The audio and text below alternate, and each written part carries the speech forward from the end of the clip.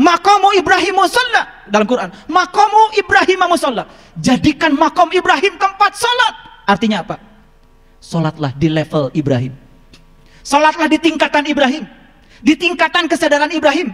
Di tingkatan spiritual Ibrahim. Di situ salat khusyuk adanya.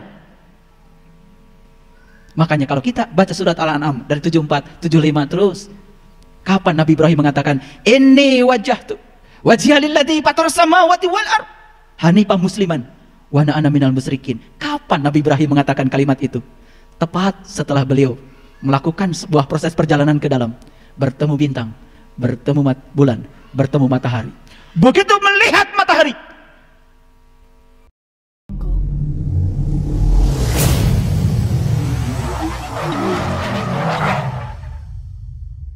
kita meniti ke dalam diri.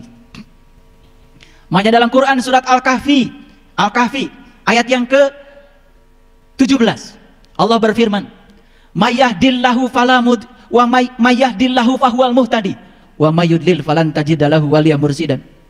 Mayahdillahu fahuwal muhtadi, barang siapa yang dikehendaki Allah mendapatkan petunjuk, pasti akan mendapatkan seorang penunjuk jalan. Tapi barang siapa yang tidak dikehendaki Allah untuk mendapatkan petunjuk, sampai mati tidak akan bertemu dengan seorang waliyan mursidan. Wali itu teman, mursid itu guru. Teman yang bisa dijadikan guru, yang bisa membimbing kita meniti ke dalam diri, menemukan jawaban atas pertanyaan, siapa diri saya, dari mana saya asal, dan kemana saya akan pulang. Dan pertanyaan itu pertanyaan abadi yang harus kita cari jawabannya sekarang, bukan nanti. Salat itu di dunia, salat itu mengingat Allah. Bagaimana kita bisa mengingat Dia kalau kita belum tahu dan kenal kepada Dia? Itu sebabnya kata liko dalam Quran, liko. Susah cari terjemahnya dalam bahasa Indonesia, kecuali satu dalam bahasa Arab. Liko artinya jumpa. Suka atau tidak suka, kata liko harus diterjemahkan jumpa. Proses perjumpaan dimensinya seperti apa? Saya tidak bisa menjelaskan, karena itu harus dialami langsung oleh yang bersangkutan. Karena spiritualitas tidak bisa diwakilkan. Ada seorang murid bertanya pada guru, "Guru, tolong jelaskan padaku bagaimana engkau berjumpa dengan Tuhan." Apa kata guru yang bijaksana? "Silakan berdiri, nak. Kamu pergi ke toilet. Tolong wakili, saya mau kencing." Apa jawaban murid itu? "Guru, bagaimana mungkin saya bisa mewakili guru kencing? Karena kencing itu urusan sendiri-sendiri. Kencing saja urusan sendiri-sendiri dan tidak bisa diwakilkan. Hal yang sangat sepele. Bagaimana mungkin pertemuan dengan Tuhan bisa diwakilkan dan dijelaskan? Kamu hanya akan bisa merasakan sendiri saat kamu punya keinginan untuk menjumpainya." Makanya di Quran surat Al-Ankabut, ayat yang kelima, Allah berfirman, "Man kana yarju liqa Allah fa inna ajalallahu la'at." Barang siapa yang berharap jumpa dengan Allah, pasti saatnya akan tiba. Al-Ankabut ayat 5. Boleh nanti dibuka. Man kana yarju liqa Allah fa inna ajalallahu la'at. Barang siapa yang berharap jumpa dengan Allah, pasti saatnya akan tiba. Syaratnya cuma satu, berharap. Tetapi di Quran surat Yunus ayat 7 dan 8 ada ayat yang cerita kebalikannya. Innal ladzina la yarju liqa'ana wa radu bil hayati dunya wa tama'annu biha wal ladzina hum an ayatina ghafilun ulaika ma'wahumun nar bima kanu yaksibun. Innal ladzina la yarju liqa'ana, dan orang-orang yang tidak berharap jumpa denganku, kata Allah, wa radu bil hayati dunya, terlalu sibuk ngurusi dunia, wa tama'annu biha, bahkan dunia sudah menenteramkan dia, sudah sampai di zona nyaman dengan dunianya. Wal ladzina hum an ayatina ghafilun, dan orang-orang itu cenderung melalaikan tanda-tandaku. Ulaika ma'wahumun nar bima kanu yaksibun, pasti sengsara disebabkan apa yang dia perbuat. Jadi Quran cuma cerita dua, yang berharap pasti, yang tidak berharap juga tidak akan dihukum. Silakan mengambil risiko dari pilihan. Makanya di dalam Quran surat Al-Baqarah ayat 45, 46 dan seterusnya, Allah berfirman, "Wasta'inu bisabri wassalah wa innaha lakabiratun illa 'alal khashiin." Minta tolonglah kepada Allah dengan sabar dan sholat. Dan itu amat sulit kecuali bagi orang-orang yang khusyuk. Siapa orang yang khusyuk? Penjelasan ayat berikutnya, alladzina yadunnuna annahum mulaqu rabbihim wa annahum ilaihi rajiun. Orang yang khusyuk adalah orang yang yakin bahwa dia akan jumpa dengan Tuhannya. Jadi khusyuk itu harus diawali dengan proses perjumpaan. Perjumpaan mengantarkan pada proses pengenalan. Bagaimana mungkin kita bisa mengingat sesuatu yang kita tidak tahu? Kita hanya bisa mengingat sesuatu yang kita tahu. Makanya kita lihat cerita Nabi Musa mencari Tuhan. Itu diceritakan di banyak surat. Dan yang paling dominan itu di Quran surat Toha. Jadi kalau kita cerita dari surat Toha dari ayat 1, 2, 3 terus sampai pada puncaknya surat Toha ayat yang ke-14. Di situ Allah berfirman, "Innani anallah la ilaha illa anna fa'budni wa aqimis sholata li zikri." Sesungguhnya aku adalah Allah, tiada Tuhan selain aku. Sembahlah aku dan dirikanlah salat untuk mengingatku. Sembahlah aku, dirikanlah salat untuk mengingatku. Jadi kita baru dikatakan telah menyembah aku kalau selama sholat yang kita ingat adalah Dia. Apa yang kita ingat ketika sholat? Apa yang kita ingat ketika sholat? Apa yang kita ingat ketika sholat? Bahkan yang tidak ingat ketika tidak sedang sholat, mendadak ingat ketika sholat. Nyari penitik ketika enggak sholat sulit. Tapi begitu Allahu Akbar, pikiran mulai jalan. Oh, penitik tadi dipinjam tetangga, sudah dikembalikan sama anak yang paling besar, dipinjam sama anak yang paling kecil, sudah disampaikan pada ibu, ibu kemudian taruh di lehermu kena. Begitu salam, assalamualaikum, assalamualaikum, penitik ketemu. Perjalanan pikiran mencari penitik ketika sholat luar biasa. Padahal ketika tidak sholat, luar biasa susahnya. Yang tidak kita ingat ketika tidak sedang sholat, mendadak ingat ketika sholat. Siapa yang disembah? Bukankah kita sedang menyembah penitik? Fa'budni wa aqimis sholata li zikri. Sembahlah aku, dirikanlah sholat untuk mengingatku, kata Allah. Makanya coba lihat, itu surat Toha ayat 14. Itu surat Toha ayat 14, itu cerita siapa? Jujur. Menyampaikan kejujuran membuat orang menangis lebih baik daripada menyampaikan dusta membuat orang lain tersenyum. Huriyatul fikri wa huriyatul iradah, kata Nabi. Bebaskan pikiranmu, bebaskan kehendakmu, baru kau bisa jujur. Pikiran yang sudah banyak kepentingan, kehendak yang sudah ditumpangi oleh banyak keinginan, pasti tidak jujur. Menyampaikan kejujuran terkadang membuat orang lain menangis, tapi itu lebih baik daripada menyampaikan dusta membuat orang lain tersenyum. Berat memang bicara jujur itu. Pasti akan dihantam oleh orang-orang yang tidak jujur. Jadi kata Allah di dalam Quran surat Toha, kalau kita baca dari ayat 1, ayat 2, ayat 3, ayat 4 terus sampai ayat 14. Di situ cerita siapa? Itu cerita perjalanan Nabi Musa. Nabi Musa mencari Tuhan. Maka di situ ada kata-kata, sudah sampaikah cerita Musa padamu?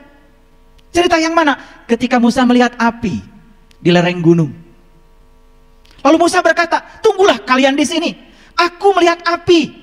Aku akan menghampiri api itu. Semoga aku dapat petunjuk dari api itu. Saat Musa mendekati api, kemudian api itu berkata, hai Musa, sesungguhnya aku adalah Tuhan. Jangan takut Musa. Masuklah kamu ke Al-Muqaddas itu. Lepas kedua terompahmu. Itu Quran. Ketika Musa melepaskan kedua terompahnya, melampaui segala dualitas dunia ini, masuk di Al-Muqaddas itu, masuk di Sidrah Al-Muntaha, di puncak kesadaran yang tertinggi. Makanya saya bilang, yang sampai kepada Tuhan bukan tubuh, bukan pikiran, bukan jiwa, tapi kesadaran tubuh, kesadaran pikiran, kesadaran jiwa. Bagaimana mungkin jiwa diantarkan pada Tuhan? Oh, jiwa sudah bersama dengan Tuhan? Bagaimana mungkin pikiran diantarkan pada Tuhan? Pikiran sendiri percikan dari kecerdasan Tuhan. Bagaimana mungkin tubuh diantarkan pada Tuhan? Tubuh sendiri bagian dari semesta, bagian dari dirinya Tuhan. Yang akan sampai pada Tuhan adalah kesadaran tubuh, kesadaran pikiran, kesadaran jiwa. Makanya belajar agama itu belajar sadar. Banyak yang tidak sadar ketika sedang sholat, tidak sadar ketika sedang ngaji. Banyak juga yang tidak sadar ketika sedang makan. Makanya banyak orang-orang bijak hanya mengajarkan kesadaran dalam hidup ini. Subhanallah. Makanya Nabi Muhammad bertemu dengan Tuhan bukan di sebuah tempat, karena Tuhan tidak terkungkung oleh konsep ruang dan waktu. Indah sidratil muntaha, di puncak kesadaran yang tertinggi. Makanya tugas kita apa? Meningkatkan kesadaran demi kesadaran. Makanya cerita Mi'raj itu secara simbolik, Nabi Muhammad di langit pertama bertemu dengan Nabi Adam, di langit yang kedua bertemu dengan Nabi Yahya, di langit yang ketiga bertemu dengan Nabi Idris, Nabi Yusuf, di langit yang keempat bertemu dengan Nabi Idris, di langit yang kelima bertemu dengan Nabi Harun, di langit yang keenam bertemu dengan Nabi Musa, di langit yang ketujuh bertemu Nabi Ibrahim, masuk Sidrah Al-Muntaha. Begitu kita cerita langit, yang terpikir oleh kita apa? Langit itu ruang kosong yang di sana. No. Langit dalam bahasa spiritual menceritakan lapisan-lapisan kesadaran. Di langit pertama, di kesadaran pertama maksudnya, bertemu Adam. Adam itu apa? Adam itu materi. Makanya manusia belajar semua dari materi. Materi masuk energi, Yahya energi. Masuk energi ketiga, Yusuf. Yusuf itu indah. Masuk langit yang keempat, Idris cerdas. Masuk langit kelima, Harun cinta. Masuk langit keenam, Musa mutakalliman, berdialog dengan Tuhan. Masuk langit ketujuh, kesadaran Ibrahim, baru Sidrah Al-Muntaha. Makanya di Quran dikatakan, sholatlah di makom Ibrahim. Sholatlah di makom Ibrahim. Turun lagi pengetahuan kita. Begitu ada kata sholatlah di makom Ibrahim, malah sholat di pelataran Ka'bah. Ya diinjak-injak orang. Salah pembimbing itu. Maqamu Ibrahim musalla dalam Quran. Maqamu Ibrahim musalla. Jadikan makom Ibrahim tempat salat. Artinya apa? Salatlah di level Ibrahim. Salatlah di tingkatan Ibrahim. Di tingkatan kesadaran Ibrahim. Di tingkatan spiritual Ibrahim. Di situ salat khusyuk adanya. Makanya kalau kita baca surat Al-An'am dari 74, 75 terus. Kapan Nabi Ibrahim mengatakan, "Inni wajjahtu wajhiya lilladzi fatara samawati wal ardh hanifan musliman wa ana minal musyrikin." Kapan Nabi Ibrahim mengatakan kalimat itu? Tepat setelah beliau melakukan sebuah proses perjalanan ke dalam, bertemu bintang, bertemu bulan, bertemu matahari. Begitu melihat matahari, itu yang terucap, "Inni wajjahtu." Kalian pada sholat suka baca kalimat itu? Enak aja. Baru boleh baca kalimat itu kalau sudah mengalami pengalaman Ibrahim. Baru maqamu Ibrahim musalla. Makanya kita itu latah, gak ngalamin tapi ngomong. Gak pernah ke Singapura, cerita Singapura, luar biasa. Padahal baru baca buku tentang Singapura. Baru baca kitab sedikit, besok sudah ceramah. Baru baca satu ayat, besok sudah jadi kiai. Makanya agama menjadi rusak oleh siapa? Oleh orang-orang yang mulutnya terbuka, tapi mata kalbunya masih tertutup. Lalu yang diceritakan apa? Yang diceritakan itu adalah zon, persepsi, persangkaan. Kita lihat di dalam Quran begitu jelas Allah berfirman seperti ini.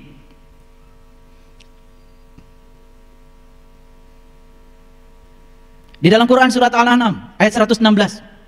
Wa in tuti' aktsara man fil ardi yudilluka an sabilillah iyattabi'una illa dhanna wa inhum illa yakhrusun.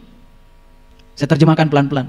Wa in tuti', dan jika kamu mengikuti, menuruti, tuti' sanes tuti, tuti itu bahasa Arab. Makanya bahasa Arab itu harus benar mengucapkannya. Kalau tuti nama orang, tapi ini dibacanya wa in tuti, dan jika kamu menuruti aksaro, kebanyakan manfil ardi, kebanyakan orang di alam semesta ini. Apa katanya? Yudillu ka'an sabilillah, niscaya mereka akan menyesatkan kamu dari jalan Allah. Kalau kalian mengikuti kebanyakan orang di alam semesta ini, mereka itu akan menyesatkan kamu dari jalan Allah. Kalau gitu ngikutin yang banyak atau yang sedikit? Yang banyak aja menyesatkan, apalagi yang sedikit. Ini Quran, bahasa Quran. Jika kamu mengikuti kebanyakan orang di alam semesta ini, niscaya mereka akan menyesatkan kamu dari jalan Allah. Lalu ayat berikutnya, iyattabi'una illa dzan. Karena mereka tiada lain hanya mengikuti dzan, persangkaan. Wa inhum illa yakhrusun, dan mereka tidak lain hanya berdusta. Ngomong Allah nggak tahu Allah, ngomong surga nggak tahu surga, ngomong neraka nggak tahu neraka, ngomong akhirat nggak tahu akhirat, semua dikira-kira. Itu namanya ilmu kirata, dikira-kira yang tidak nyata. Itu bahasa Qur'annya dzan. Mohon maaf ya, kan dari dulu kita belajar sesuatu gimana kata kebanyakan orang, betul nggak? Kalau ditanya apa sih iman itu, jawabannya iman kan percaya. Coba kumpulkan 100 orang di riset, ditanya iman itu apa, pasti jawabnya sama, iman itu percaya. Padahal kata Nabi, al-iman tasdikun bil qalbi wa ikrarun bil lisan wal amalun bil arkan. Iman itu pembenaran oleh kolbu, baru diikrarkan dengan lisan, baru nyata menjadi tindakan. Iman dimulai dengan kolbu. Sekarang tanya lagi, apa itu kolbu? Kata Allah dalam hadis qudsi, langit dan bumi tidak akan cukup menampung zatku, tapi kolbunya orang yang beriman, itulah sebenar-benarnya rumahku. Jadi kalau iman yang sebenarnya mulai dari kolbu. Makanya karena kolbu itu baitullah, berarti kita tugas pertama ingin jadi orang yang beriman, meniti ke dalam kolbu. Baitullah itu bahasa Arab, artinya rumah Allah. Setiap rumah ada pintunya, setiap pintu ada kuncinya. Makanya ditugaskan para rasul, ditugaskan para nabi untuk menebarkan kunci, untuk membuka pintu kolbu. Kolbunya ada pada diri setiap orang. Kalau kita sudah tahu kuncinya, maka kita bisa membuka segala loker yang di dalamnya berisi rahasia tentang hidup kita. Dan ketika kita menemukan jawaban atas semua rahasia tentang hidup, tidak ada lagi musibah dalam hidup. Hidup menjadi serangkaian berkah yang luar biasa. Makanya yang datang dalam hidup selalu dua, yang satu berkah, yang satu musibah. Ada orang dapat berkah bahagia, biasa. Ada orang dapat musibah sedih, itu juga biasa. Tapi ada orang yang dapat musibah, dia ubah menjadi berkah, itu yang luar biasa. Pilih mana? Pilih berkah, pilih musibah?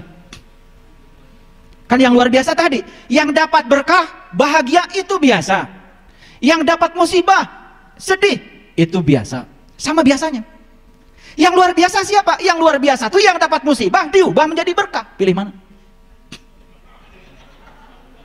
Mau jadi orang biasa atau luar biasa? Bingung ya? Bingung nggak? Supaya nggak bingung, jawabannya gini. Yang berkah tingkatkan dengan pemahaman menjadi tambah berkah. Yang musibah ubah menjadi berkah dengan kecerdasan dan pengetahuan. Disitulah perlunya ngaji diri.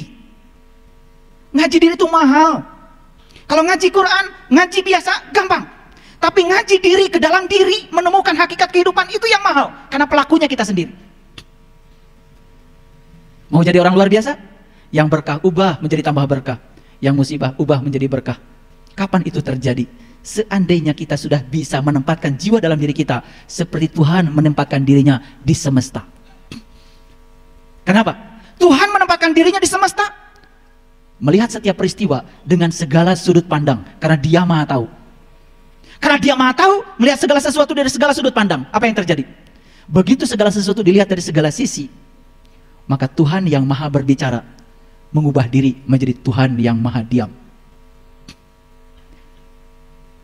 Tuhan yang Maha Berbicara dengan pengetahuannya yang luar biasa mengubah diri menjadi Tuhan yang Maha Diam. Dalam diam beliau memahami semuanya. Biarkan semua hamba-hambaku berproses dalam ruang dan waktunya masing-masing. Tidak ada hambaku yang salah, tidak ada hambaku yang benar.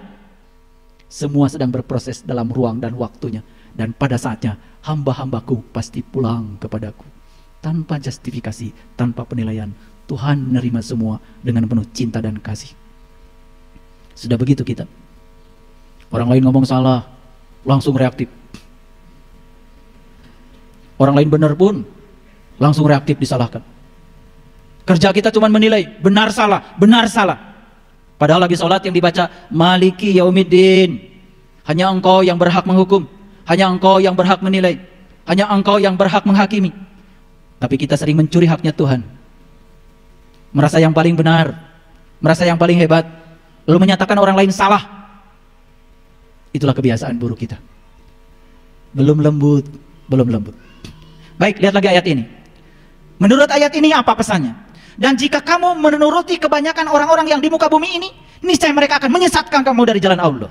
Mereka tidak lain hanyalah mengikuti persangkaan mereka. Mereka tidak lain hanya berdusta. Banyakkah yang berdusta?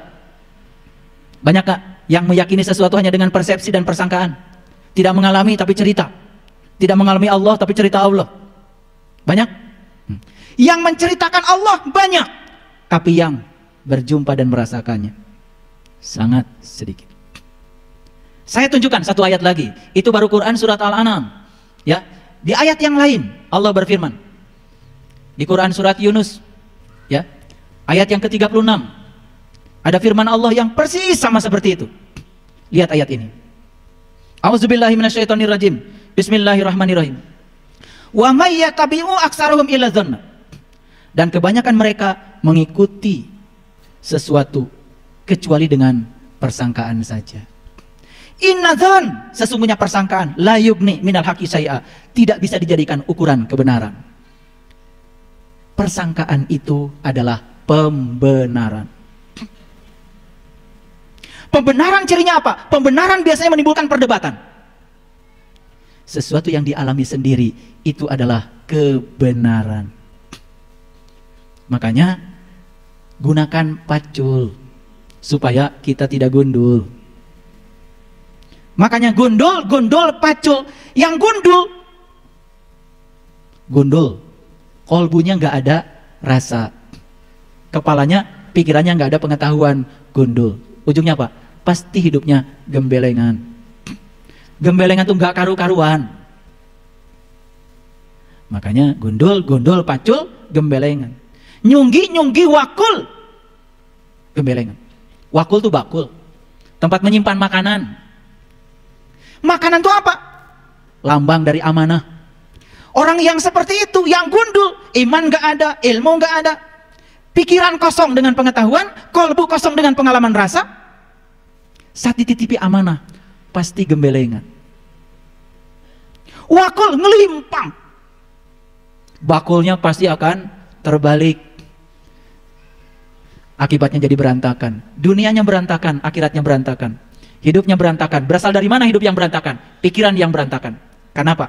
Pikiran menampung pengetahuan. Pengetahuan yang baik akan menghasilkan persepsi yang baik. Persepsi yang baik akan menimbulkan sikap yang baik. Sikap yang baik akan menghasilkan tindakan yang baik. Tindakan yang baik pasti akan menimbulkan kebaikan. Itu sebabnya para bijak di masa lalu menyatakan, perenungan harus menghasilkan doa. Doa harus menghasilkan iman. Iman harus menghasilkan cinta. Cinta harus menghasilkan pelayanan. Pelayanan akan berujung kedamaian. Jadi kalau kita menyatakan diri sebagai orang yang beriman, tetapi tidak membuat diri kita damai, tanda belum iman. Kalau diri kita menyatakan orang beriman, tetapi orang di sekitar kita tidak merasa damai, itu tanda kita belum iman. Itu sebabnya tanda orang yang beriman yang diceritakan oleh Nabi Muhammad Rasulullah SAW, hampir tidak ada cerita iman yang diindikatori dengan ritual ibadah. Tidaklah termasuk orang yang beriman jika dia tidur nyenyak, sementara tetangganya tidak bisa tidur karena kelaparan. Iman dicirikan oleh Rasulullah dalam bahasa kepedulian, dalam bahasa pelayanan, dalam bahasa cinta kasih dan perhatian. Tidaklah termasuk orang yang beriman jika dia tidur nyenyak, tetangganya tidak bisa tidur karena kelaparan. Diekstrapolasi lebih jauh. Tidaklah termasuk orang yang beriman jika anaknya jajan berlebihan, anak tetangganya diam, tidak jajan, tidak pernah ada rasa simpati pada orang lain. Tidak disebut orang yang beriman jika dia parkir di mobil, parkir di jalan, parkirin mobil di jalan, sempit jalannya, dia tidur nyenyak saja, padahal mobilnya menghalangi banyak orang. Dadit aja, klakson bunyi, tidur nyenyak, padahal itu orang terhalang perjalanannya karena apa? Dia parkir mobil di pinggir jalan. Jadi saya setuju kalau ada Pemda yang menyerukan setiap orang beli mobil syaratnya harus punya garasi. Ini menuju iman ini. Karena banyak sekali yang parkir mobil di jalan, tidur nyenyak, padahal menghalangi orang. Itu ekstrapolasi dari hadis tadi, tidak termasuk orang beriman. Tidak termasuk orang yang beriman jika dia lewat, ada ranting, tidak dia singkirkan. Kita malah bikin polisi tidur. Ini polisi tidur ini tanda keraguan-raguan iman sebetulnya. Ranting saja menghalangi, tidak boleh dibiarkan. Polisi tidur. Berapa kali lanting. Semen. Tinggi lagi. Tertawa kalau lihat orang lain terjatuh karena polisi tidur. Merasa puas ketika orang lain terjatuh karena itu. Subhanallah. Ini soal peradaban. Makanya iman diwujudkan dalam bahasa peradaban. Peradaban diwujudkan dalam bahasa akhlak. Makanya puncaknya agama adalah akhlak. Tahaluk bi akhlakillah. Makanya Nabi Muhammad Rasulullah SAW diutus ke semesta ini. Awalnya bukan mau mengajarkan sholat, bukan mau mengajarkan haji, bukan mengajarkan saum. Innama bu'istu liutammima makarimal akhlak. Aku diutus ke semesta ini. Satu tujuan, untuk menyempurnakan akhlak. Lalu ada sholat, itu sarana untuk membangun akhlak. Kalau bagus sholatnya. Ada umroh, ada haji, ada zakat, ada saum. Ada berbagai macam ritual ibadah yang diajarkan. Itu bukan tujuan, itu sarana untuk mencapai tujuan. Jadi tujuannya adalah peradaban. Tujuannya adalah akhlak. Jadi jangan ngitung rakaat sholat. Karena kata Allah, wa ahsin kama ahsanallahu ilaika. Berbuat baiklah kamu seperti Allah telah berbuat baik kepadamu. Jadi sebuah mekanisme dikatakan berbuat baik kalau cara kita melakukannya seperti Allah melakukannya kepada kita. Allah melakukan tindakan cinta dan kasihnya kepada kita tanpa keinginan, tanpa muatan. Beda dengan kita. Melakukan ibadah saja kepada Allah, baru tahajud 2-3 rakaat saja sudah banyak permintaannya kepada Allah. Pada kata Allah, wa ahsin kama ahsanallahu ilaika. Itu sebabnya ada 4 jenis motivasi. Yang pertama motivasi reward. Yang kedua motivasi punishment. Yang ketiga motivasi kebutuhan. Yang keempat motivasi cinta. Reward apa artinya? Melakukan sesuatu karena ingin dapat hadiah. Itu pernah dilakukan oleh Rabi'ah al-Adawiyah. Ya Allah Tuhanku, kalau aku ibadah kepadamu karena mengharapkan surgamu, berikan surga itu kepada yang lain. Bebas dari motivasi hadiah. Yang kedua motivasi ancaman, punishment. Ini motivasi yang paling rendah. Melakukan sesuatu, mau melakukan sesuatu karena ada ancaman, takut neraka. Ini dilakukan oleh Rabi'ah al-Adawiyah. Tuhan, Allah, seandainya aku ibadah kepadamu karena takut nerakamu, masukkan aku ke dalam nerakamu, bengkakkan tubuhku, biar yang lain tidak usah masuk di nerakamu, cukup aku saja. Karena beliau sudah bebas dari motivasi ancaman.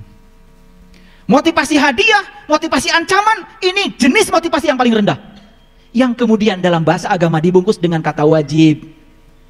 Dilaksanakan dapat pahala, ditinggalkan dapat siksa. Itu wajib.